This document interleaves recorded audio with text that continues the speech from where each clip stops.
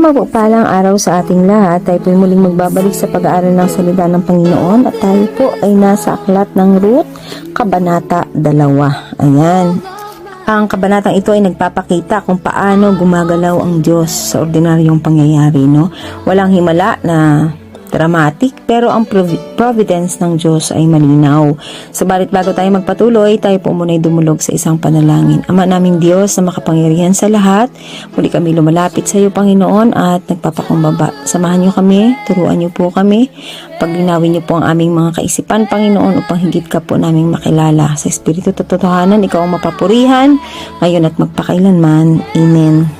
Verse 1. Isang araw, sinabi ni Ruth kay Naomi, pupunta ako sa bukid at mamumulot ng mga uhay na naiiwan ng mga gumagapas. Doon ako sa may likuran ng sinumang papayag.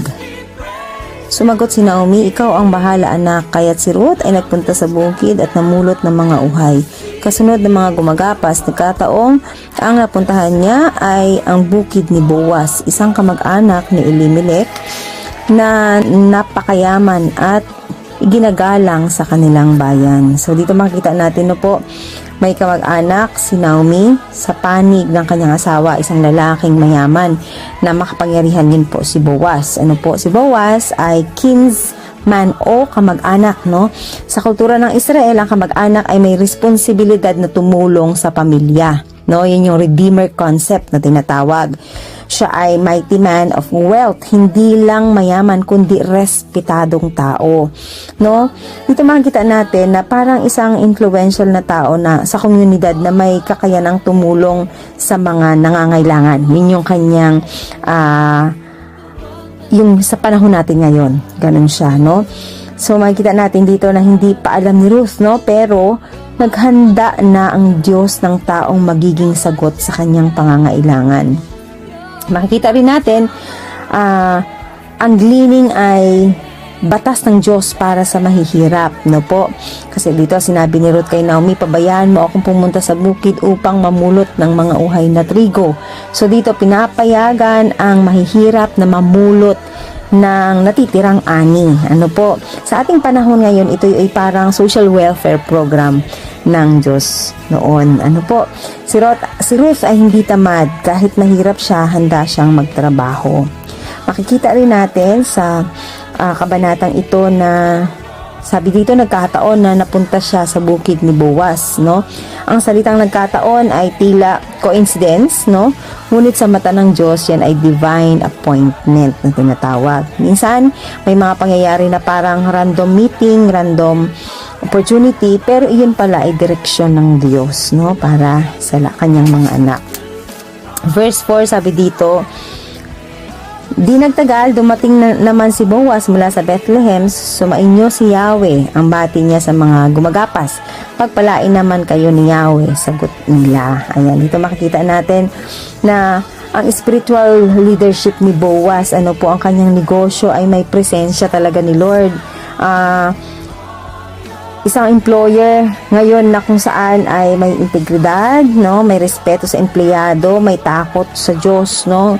Hindi siya yung kagaya ng mga boss na tingin niya sa mga trabahador niya ay mas mababa. Ito si Boaz, makikita natin dito na nagbibigay siya ng respeto even sa kanyang mga trabahador. No po.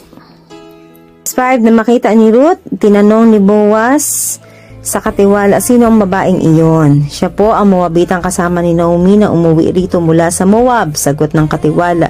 Nakiusap po siyang makapamulot ng nalalaglag na mga uhay. Pinayagan ko naman, kaya't maagang-maaga pa'y naririto na siya. Katitigil lamang niya para magpahinga sandali. Ayan. So dito makita natin, napansin agad ni Boaz ang kanyang sipag at karakter, no po. Ang reputasyon ni Ruth ay nakarating sa mga tao, no. Makikita natin talaga na ang mabuting karakter ay hindi talaga siya natatago, no. Sa trabaho ngayon, pag itinignan natin, ano ba yung kahalintulad nito, no? Sa trabaho ngayon, yun yung mga taong masipag at tapat, no? na napapansin ng mga leader. Ano po? Kasi talaga naman kahit sa ating mga trabaho, kung sino talaga yung mga masisipag, tapat sa oras, dumadating sila sa oras, kapansin-pansin po yan, di ba?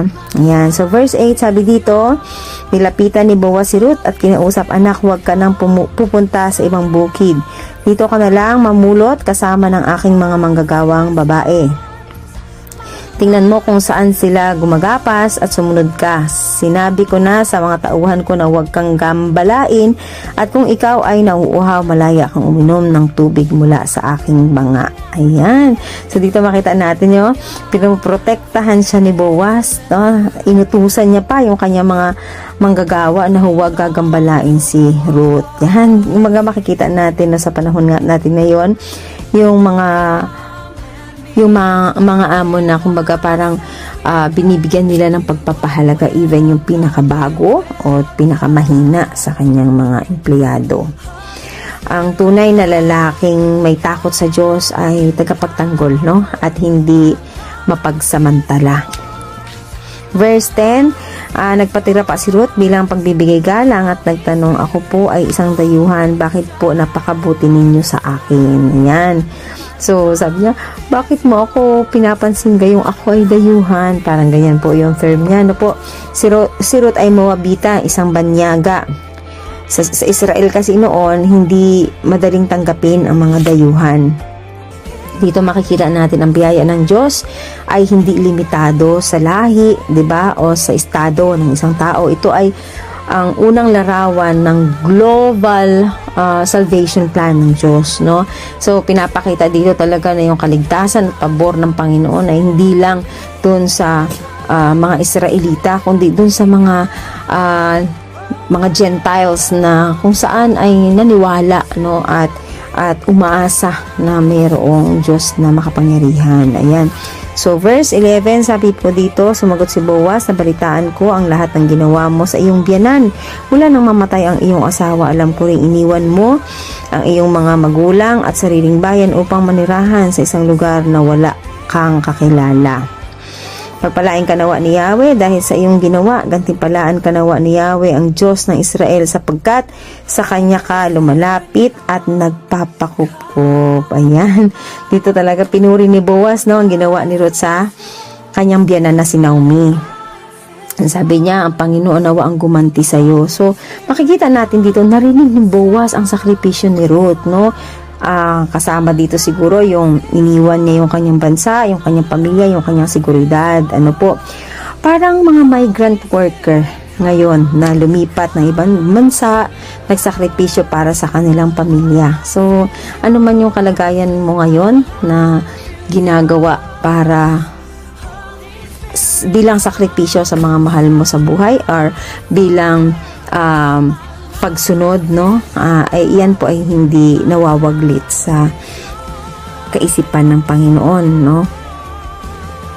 Verse 13, sumagot si Ruth, salamat po, pinalakas ninyo ang aking loob sa inyong sinabi, kaya kahit ako'y isang mahamak na lingkod at sa katunayan, hindi kabilang sa inyong mga manggagawa, naging mabuti kayo sa akin. Ayan. So, ang tunay na kababaang loob ay nakikita sa puso na marunong magpasalamat. Verse 14, nang dumating ang oras ng pagkain, tinawag ni Boaz si Ruth, halika rito, kumuha ka ng tinapay at isawsaw mo sa sarsa. Kaya't umupo na siyang kasama ng mga manggagawa at binigyan siya ni Boaz ng inihaw na sibada. Kumain naman si Ruth hanggang mabusog.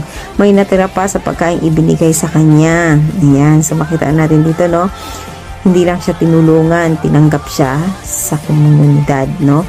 Parang isang mahirap na tao na pinaupo sa parehong mesa ng mayayaman. Ayan. Verse 15, nang ipagpatuloy niya ang pamumulot, pinagbilinan ni Boaz ang mga manggagawa. Hayaan ninyo siyang mamulot kahit sa tabi ng mga bikis na uhay. Huwag ninyo siyang babawalan.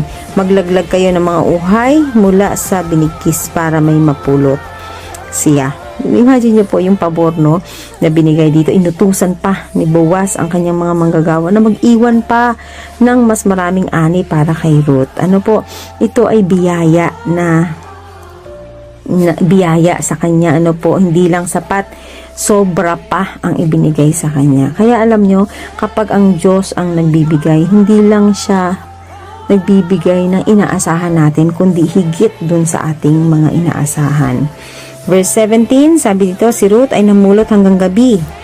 At pagkatapos ay giniik niya ang kanyang napulot. Halos 5 salop na sibada ang nakuha niya. Umuwi si Ruth at ipinakita sa kanyang biyanan ang naipong sibada at ibinigay pa niya sa matanda ang lumabis niyang pagkain. Ayan, nagtanong si Naomi, saang bukid ka ba namulot ngayon? Pagpalain nawa ng Diyos ang taong nagmagandang loob sa iyo. At ikinuwento ni Ruth ang nangyari sa kanya sa bukid ni Boaz. Kaya't sinabi ni Naomi, pagpalain nawa siya ni Yahweh na hindi nakakalimot sa kanyang pangako sa mga buhay at sa mga patay. Dinugtong pa niya, malapit nating kamag-anak ang taong iyon, isa sa mga may tungkuling mga laga sa naiwan ng mga yumao. Ayan. So nagulat si Naomi, 'di ba? Kasi ang dami na nadala ni Ruth pauwi, no? At dito makikita natin yung karakter dito ni Boaz, no? Yung siya ay isang kinsman's redeemer, kumbaga. Ang kamag-anak ay maaari kasing magligtas ng lupa or magpatuloy ng pamilya ng panahong iyon. Halimbawa, may namatay na kamag-anak, yung kanyang pinakamalapit na kamag-anak, pwede siya ang magpatuloy ng pamilya na yon, no?